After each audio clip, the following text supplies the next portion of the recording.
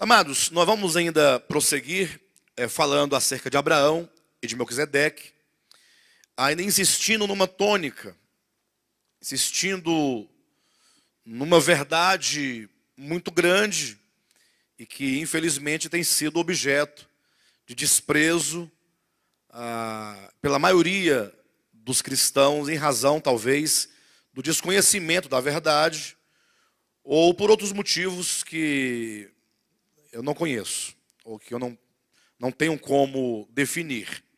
O fato é que essa verdade acerca de Abraão e Melquisedeque é uma verdade que precisaria, ou precisa, de ser ministrada, pregada, para que, sobretudo, possamos nós viver a verdade acerca do Cristo de Deus. Eu explico o que eu quero dizer com o fato de nós precisarmos viver uma experiência com o Cristo de Deus.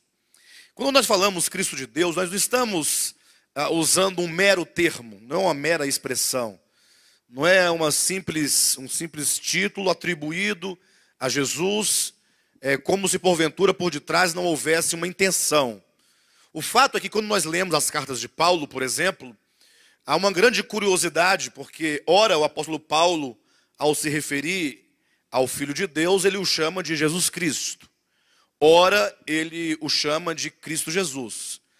Há uma inversão na ordem das palavras Jesus Cristo, Cristo Jesus, o que, numa leitura muito superficial, muito rápida, muitas vezes não se dá devida atenção. Aquilo que o apóstolo quer enfatizar, aquilo que ele quer ensinar, aquilo que ele traz a partir de nomes e expressões que são conceitos profundos acerca de Deus e acerca do Evangelho.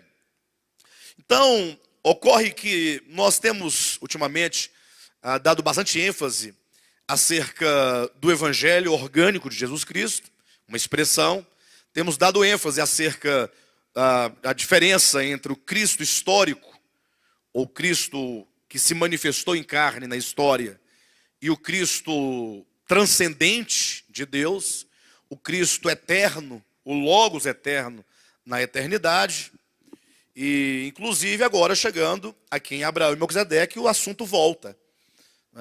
Volta a ser considerado, uma vez que quando nós lemos a história de Abraão e Melquisedeque, está em Gênesis capítulo 14, e nós temos aqui então o capítulo 7 de Hebreus, que é como que o apóstolo extraísse de Gênesis 14 aquele evento, trouxesse para o Novo Testamento, para nos ensinar algo grande, algo que certamente vai destruir em nós muitos paradigmas, muitas fronteiras. Então eu quero começar aqui explicando aos irmãos o primeiro texto que nós lemos. Quando Paulo escreve aos Gálatas, e ali o seu objetivo é exatamente confrontar uma religião. Quem já estudou Gálatas conosco deve se lembrar, ou quem já leu a epístola aos Gálatas deve saber, que Paulo escreve aquela epístola com um firme propósito de lutar contra uma corrente de pensamento que queria impor um regime sobre os gentios, sobre os homens.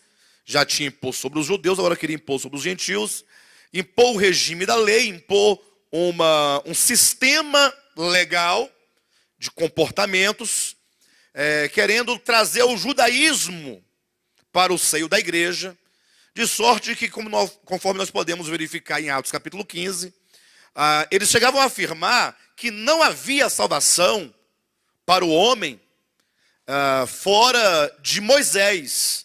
Eles até que poderiam consentir que a salvação viesse por meio de Cristo. Olha como aqui são as coisas. Até que eles poderiam, aceitar, não, tudo bem, que Cristo seja o Messias, que ele veio e tal.